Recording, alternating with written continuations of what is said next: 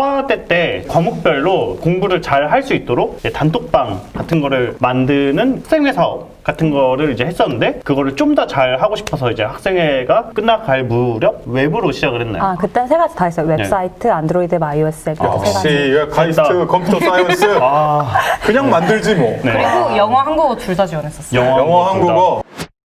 웬만하면은 웹부터 하든 뭐 구글 닥스부터 하든 뭐 그렇게 이야기를 많이 하는데 오픈 채팅방으로 시작을 하기는 했지만 왜 두 가지 앱을 다 제공하고 그렇게 셋 다 하려고 생각을 했었는지 유효했던 결정이었던 것 같은지. 저희도 엄청 고민이 많았어요. 말씀하신 대로 뭐 안드로이드 앱만 개발하면 안 되나, 웹사이트만 개발하면 안 되나. 근데 기존에 사용하고 있던 게 카카오톡이었기도 했어서 이제 워낙 데스크톱 앱이랑 어플리케이션이 모두 다 지원되는 거였고 안드로이드랑 iOS 둘 중 하나를 선택하지 못했던 건 같은 수업에서 못하는 사람이 있으면 안 돼요.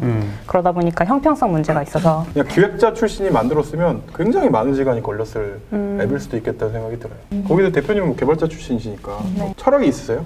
뭘 우리가 내부적으로 가져가야 되고 어떤 기술은 갖다 써도 된다는 철학이 있으신가요? 이런 고민들이 이렇게 기술 개발을 할 때 말고도 기능을 개발할 때도 되게 고민이 그럼요, 많아요. 네. 예를 들어 저희가 이번에 코로나19 사태가 터지면서 온라인 교육을 하고 싶다는 요청들이 되게 많았고 실시간 화상 강의를 하고 싶다고 많이 말을 했어요. 웹을 보니까 줌하고 연동하는 기능을 네, 알고 맞아요. 계시던데 저 보면서 웹 RTC 같은 건 어렵지 않은데 직접 붙일 수도 있을 것 같은데 이런 생각했거든요. 그렇죠. 그래서 직접 오픈소스 기반으로 구현하는 정도도 있고 완전 네. 처음부터 구현할 수도 있고 뭐 줌 같은 걸 연동할 수도 있는데 저희는 줌을 연동하는 걸 선택했던 게 그렇게 웹RTC 기반으로 구현을 하더라도 그만한 안정성과 지속적으로 저희가 연구 개발을 한다는 건 완전 다른 차원의 이야기거든요. 저희가 가장 잘할 수 있는 건 어쨌거나 수업에서의 커뮤니케이션이고 이거에 집중할 수 있는 환경을 만들자 생각을 했어요. 그러니까 가장 잘하는 수업에서의 커뮤니케이션을 핵심 가치로 놓고 네. 여기 기여하는 기술은 내재화를 하고 네. 그렇지 않으면 과감하게 네, 가져다 맞아요. 쓰고 정확해요. 인공지능을 도입해서 쌓인 뭐 질문, 그리고 답변 이런 것들을 처리해서 시장을 개척해보겠다 이건데 우리가 AI로 교육을 혁신하신 리드 대표님을 모셔가지고 얘기를 했었잖아요. 그쵸. 이미 리드가 하고 스타트업이. 있네. 근데 사실 저희가 하고 있는 건 정형화되어 있지 않은 곳이에요. 이제 커뮤니케이션이라는 게 되게 비정형화되어 있는 데이터들을 바탕으로 하는 일들이고 지금 이제 하고 있는 것들은 이제 질문에 대한 거에 집중을 해가지고 저희가 진행을 하고 있는데 나중에는 개인의 학습 생애 주기를 저희가 다 트래킹할 수 있을 거라고 생각을 하고 있어요. 우리가 학습을 하던 때들을 생각해보면 선생님도 1년마다 다시 만나고 막 강의마다 다시 만나는데 클래스업은 그런 모든 기록들을 다 가지고 있어서 아 그러네. 네. 근데 제가 궁금한 게 데이터의 질이 되게 중요하잖아요. 유틸리티 툴로 교수님이나 이런 분들이 사용하는 그런 서비스면은 이제 학생들이 커뮤니케이션 하는 질 자체도 좀 다를 것 같고 그 질 자체를 높이려는 노력도 있을 것 같은데 좀 어때요? 그래서 이제 규격화해서 받고 있는 부분들이 또 있어요. 뭐 예를 들어 질문을 받더라도 그냥 받는 게 아니라 이게 뭐 1단원인지 뭐 과제 1인지 이런 카테고리화를 시킨다던가 학생들이 어떤 활동을 하더라도 이게 어떤 수업에 썼었는지 어떤 그 수업에 어떤 사람들과 관계가 있었는지 이런 것들을 다 트래킹을 하고 있어요. 저희가 네, 되게 재밌는 시도를 여러 개 하는 것 중에 하나가 언어적인 데이터를 처리를 하는 거랑 이제 행동 데이터들을 모으려고 하고 있어요. 저도 궁금해요라든지 아니면 뭐 해결했어요, 박수 쳐줘 막 이러한 기능들이 있는데 그러한 행동들이 저희 밀레니얼 세대, 뭐 Z세대, 뭐 알파 세대들이 진짜 실질적으로 서로 교류를 하는 감정의 한 부분이라 생각을 했고 그러한 것들을 늘려서 학생들이 실질적으로 느껴야 하는 좋은 질문은 어떤 거고 수업에 대한 감정, 서로에 대한 네트워크 이런 것들을 좀 분석을 해보려고 해요. 페이스북 좋아요처럼 네, 맞아요. 아주 네. 간단한 팁만으로도 네, 이제 맞습니다. 내가 동의를 표하고 네, 네. 그 데이터를 또 모으시고 네. 이런 것도 되겠네요. 이제 본인은 질문을 안 남기고 남이 내가 하고 싶었던 질문 올렸을 때 반가워하면서 저도 궁금해요만 누르는 사람의 어떤 이 사람의 학습 태도 같은 것도 분석이 돼서 가이드를 줄 수도 있을 테고. 우리 툴에 이 학생들의 성적이라던가 이런 데이터도 올라오나요? 그러니까 이제 곧 성적 기능도 들어갈 예정이에요. 그러면 이제 결과적으로 성적까지 우리가 받아야 더 좋은 교육 시스템을 제공할 수 있다 뭐 이런 논리로 영업을 하시겠네요. 약간 예민한 부분인 것 같긴 해요. 그러니까 그렇죠. 이 학생이 성적을 잘 받은 게 진짜 학습을 잘한 거냐? 라는 퀘스천을 던질 수도 있고요. 질문을 정말 잘하고 깊게 배우고 뭔가를 계속 하는 학생이 그걸 암기를 해서 시험을 볼 때 그걸 잘 볼 수 있다고 생각은 하진 않아요. 배우는 사람과 가르치는 사람 모두에게 정말로 잘 할 수 있는 방법들을 저희가 알려드리려고 해요. 배우는 방법에 대해서 사람들이 다 표준화되어 있지 않잖아요. 너가 정말로 잘 배울 수 있는 방법은 이거야를 저희가 알려줄 수도 있고 네, 가르치는 것도 학생들이 이때 세대 학생들은 이걸 좋아했는데 이 세대 학생들은 이렇게 커뮤니케이션을 하네? 이런 것들을 저희가 계속 트래킹해가면서 이제 도움을 드릴 수도 있고요. 까먹으셨는지 모르겠지만 이 방송이 본격 퓨처리스틱 비즈니스 토크쇼거든요. 네. 사실은 미래 얘기를 하기 위해서 만든 방송인데 이런 생각도 들었어요. 진짜 우리가 좋은 AI를 만들어서 집어넣으면 시험을 안 봐도 되겠다. 이 사람들이 이 교육 시스템에서 어떻게 반응하는지만 체크를 해도 얼마나 이걸 이해했는지 우리가 체크할 수도 있고 네네. 평가도 할 수 있겠다 이런 네. 생각도 했는데 그게 이제 생각하시는 교육의 미래인가요? 교육의 본질에 대해서 되게 많이 고민을 하는데 네. 과연 시험이라는 게 없어질 수 있을까에 대해서도 막 얘기를 되게 많이 우리 모두 했었고. 싫어하잖아 시험을. 그쵸. 근데 왜 보지? 왜 사람들을 이렇게 일렬로 나열해야 되지? 막 이런 것들. 그래서 혹시 저희 다음에 개인적으로 만나뵐 수 있으면 아유 이제 이런 식으로 네, 영업을 하시는군요. 네, 네.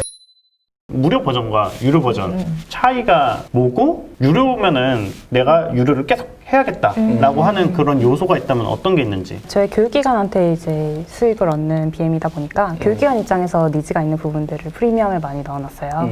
통계도 이제 그 중에 일부인데요. 그동안은 이런 게 다 감적인 영역에서 이루어졌거든요. 이 수업이 정말 잘 운영이 됐나? 라는 것들은 그냥 그 학생들이 강의 평가 이제 끝나고 다 1 찍고 5 찍고 네, 그런 평가로만 이루어졌다라면 근데 이런 것들이 이제 데이터화 되다 보니까 이제 그런 것들을 근거로 해서 다른데 뭐 보고를 하거나 하실 때도 객관적으로 이제 사용을 하실 수 있고 내부에서 교육 전략을 짜실 때도 어떤 수업들이 잘 되고 있는지를 바탕으로 해서 그 수업들은 어떤 특징들을 가지고 있는지 이야기할 수 있게 되는 거죠. 근데 이게 참 그런 게 그거를 실제 경험해 보기 전까지는 그게 좋은 줄도 모르잖아요. 아 이게 이렇게나 좋구나 라고 하는 거를 좀 어떻게 클라스홈에 중독시키고 못 헤어나오게 만들고. 네. 첫 번째 학생들 역할도 되게 컸어요. 나는 교수님한테 메일을 보낼 때 몇 시간 고민을 하고 보냈는데 일주일 지나서 답장이 안 온다. 근데 클라스홈 쓰면 교수님이 최소 뭐 1시간 뭐 하루 안에 답을 주는데 그럼 뭐지? 그래서 이제 클라스홈을 진짜 사용하는 많은 학생들의 테스트모니얼도 되게 좋았어요. 그런 학생들의 역할도 되게 컸고 이제 선생님들도 이제 점점 세대 교체가 되는 시기이기도 해요. 특히 젊은 선생님들, 교수님들이 되게 많이 그럼요. 고민을 하시다 보니까 한 교수님이 저희 걸 쓰고 너무 좋으셔서 교수님들 단톡방에 올리신 거예요. 클라스홈 써봤는데 너무 좋다. 이번 학기 써보실 분 계시면 뭐 여기 들어가 보세요 했는데 그게 퍼지면서 이제 나이가 있으신 교수님부터 이제 젊은 교수님들까지 다 이제 쓰시게 되더라고요. 이 잘 되는 서비스는 우리가 마케팅을 안 해도 아주 열정적인 이런 전도사들이 나와가지고 네. 알리는데 그런 부분이 계셨고. 네. 저는 편집하면서 그런 생각 좀 많이 했어요. 제가 올해 초에 그 교육 쪽에서 혁신적이라고 이야기가 많이 되는 그 개발자 교육 하는 데인데 프랑스에 골포리투 네네. 갔다 왔는데 이 클라스홈이 되게 많이 고도화가 되고 확산이 되면은 보통의 대학교나 교육기관들을 애꼴처럼 만들 수 있도록 하는 툴이 될 수 있겠구나 이런 생각을 학교 했어요. OS, 네 맞아요. 그런 생각을 스쿨 좀 했어요. OS를 만들 수 있는. 네. 근데 저희도 지금의 수업을 가장 간편하게 바꿀 수 있는 현실적인 방법이다라고 말씀을 드려요. 그러니까 웹이랑 앱을 설치하고 학생들한테 공지를 하기만 하면 준비가 끝난다. 보통 미래 교육을 한다라고 생각했을 때 가장 부담스러워 하시는 것들이 내가 그동안 해왔던 그 수업 방식을 완전히 바꿔서 새롭게 막 해야 준비해야 되는 거 아닌가라는 고민들을 많이 하시거든요. 지금까지 봤을 때 좀 학생들도 쓰고 교수님들도 네, 교수님들도 잘한다. 네, 이제 쓰는 이제 그런 툴을 만들었는데 학교의 어떤 교육 시스템 전반을 좀 관장하는 LMS로 가기 위해서는 해야 될 것들이 되게 많잖아요. 모든 행정이라든지 이런 것들이 이 안에서 처리가 되는데 지금은 이제 교실의 일부분을 이제 떼왔고 어떤 시나리오, 어떤 방법을 갖고 이제 그 큰 시장까지 가려고 하는지 좀 들어볼 수 있을까요? 근데 저희가 사실 막 LMS가 되는 게 궁극적인 목표다 이런 건 아니고요. 이제 기본적으로 처음에는 질문 답변에서 시작을 했었고 그 다음 이제 수업에서 커뮤니케이션이었고 이제 이 커뮤니케이션을 좀 더 잘하게 만들어주는 방향들이 있고 라이트하게 LMS 기능들을 넣는 방법들이 있어요. 이런 LMS를 넣고자 하는 욕구들은 보통 교육기관에서 한 툴만 쓰고 싶으니까 사용을 하는 거거든요. 어쨌거나 좀 더 저희는 이런 가치들이 많이 퍼질 수 있는 그 발판으로서 라이트한 LMS를 넣고 비정형 데이터랑 정형적 데이터가 합쳐지면서 훨씬 더 큰 시너지를 낼 수 있어서 넣는다라고 보시면 될 것 같고요. 사실 저희는 LMS를 만든다라고 말을 하고 싶지 않은 게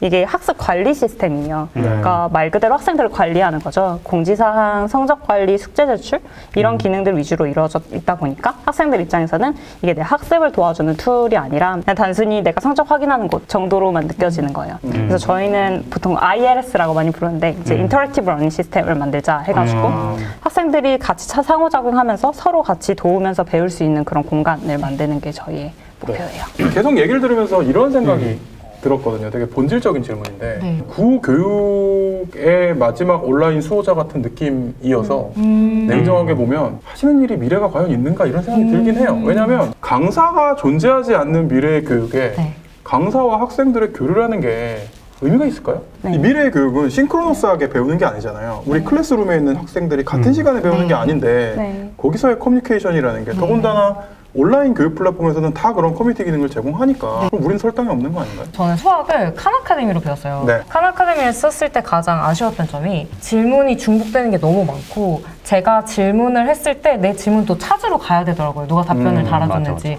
아니 똑같은 질문을 한 친구가 한 3년 전에 있었는데 그걸 언제 이제 계속 롤백을 해야 되는 거죠. 그러다 보니까 이게 너무 불편하다라는 생각을 했었어요. 근데 클라스룸 같은 경우는 이제 질문들을 그런 식으로 쉽게 찾을 수 있게 모두 다 카드 형태로 분리를 해놓든지 키워드 서칭이라든지 태그를 단다든지 실질적인 이제 강의가 일어나는 수업이 있는 어떤 곳이라면 사용할 수 있는 수업에 최적화되어 있는 기능들을 넣었어요.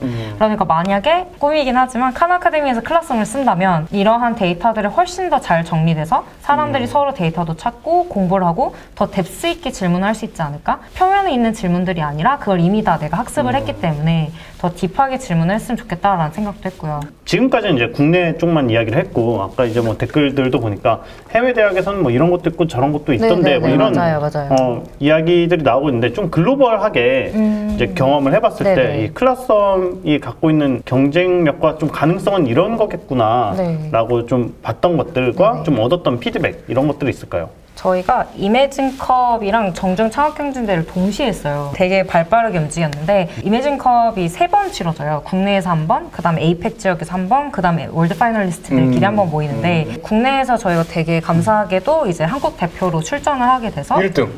2등을